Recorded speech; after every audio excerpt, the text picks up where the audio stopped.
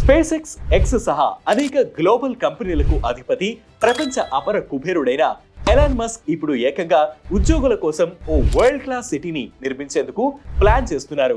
Texas based గా ఈ star base ను ఓ అఫీషియల్ సిటీగా మార్చేందుకు సన్నాహాలు శరవేగంగా జరుగుతున్నాయి. ఇప్పటికే కొన్ని ఆఫీసులు, warehouses, manufacturing facilities Texas counties కు షిఫ్ట్ అయ్యాయి. ఈ స్టార్ బేస్ సిటీ కాన్సెప్ట్ గురించి ఈ వీడియోలో డీటెయిల్డ్ గా తెలుసుకుందాం. టెక్సాస్ లో స్పేస్ ఎక్స్ ఆపరేషన్స్ చాలా ఏళ్లుగా జరుగుతున్నాయి. ఈ కంపెనీ కోసం వేలాది మంది ఉద్యోగులు మెక్సికో బోర్డర్ లో పనిచేస్తున్నారు. వీరి కోసం స్టార్ బేస్ పేరుతో కొత్త ఇళ్లను కూడా కట్టారు. సో ఇప్పుడు ఈ రెసిడెన్షియల్ ఏరియాస్ అన్నిటినీ కలిపి ఓ అఫీషియల్ సిటీ చేయాలనేది మస్క్ ప్లాన్.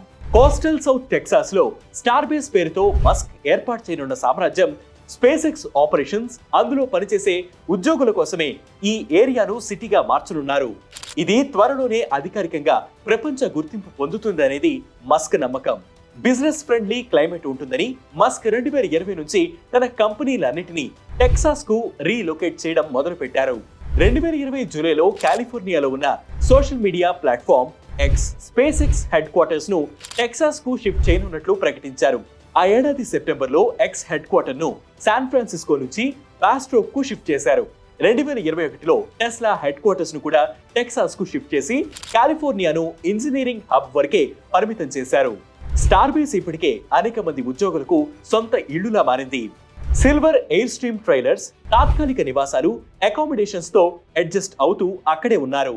స్టార్ బేస్ ను టెక్సాస్ లో ఒక సిటీగా మార్చేందుకు ముందడుగు వేశారు. అక్కడ ఎన్నికలు నిర్వహించేందుకు స్పేస్ ఎక్స్ ఉద్యోగులు ఇప్పటికే తమ సంతకాలతో ఒక పిటిషన్ కూడా వేశారు. బోకా చికా బీచ్ సమీపంలో స్టేట్ హైవే 4 చివరలో ఉన్న స్టార్ బేస్ లో ఇప్పటికే సుమారు 500 మంది తమ పిల్లలతో నివసిస్తున్నారు. ఎలాన్ మస్క్ ప్రతిపాదిత పట్టణమైన స్టార్ బేస్ 1.5 చదరపు మైళ్ల విస్తీర్ణంలో ఉంటుంది. ఒక కొత్త సిటీని తయారు చేయడం అంత సామాన్యమైన విషయం కాదు. స్థానిక ఆర్డినెన్స్లను రూపొందించాలి. పన్నులు ఉంటాయి.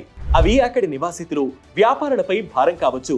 ఈ ఏడాది ఆరంభంలో కామరాన్ కౌంటీ బ్రిడ్జి ఎడ్డీ ట్రెవినో రిలీజ్ చేసిన అధ్యయనం ప్రకారం స్టార్ బేస్ సైట్ లో ప్రస్తుతం 3400 మంది కార్మికులు, కాంట్రాక్టర్లు పనిచేస్తున్నారు. స్పేస్ ఎక్స్ ను ఒక టౌన్ గా గుర్తించి ఎన్నికలు నిర్వహిస్తే అక్కడ తొలి మేయర్ అయ్యేది స్పేస్ ఎక్స్ సెక్యూరిటీ మేనేజరే అని ఇప్పటికే కొన్ని అంతర్జాతీయ కథనాలు పేర్కొంటున్నాయి.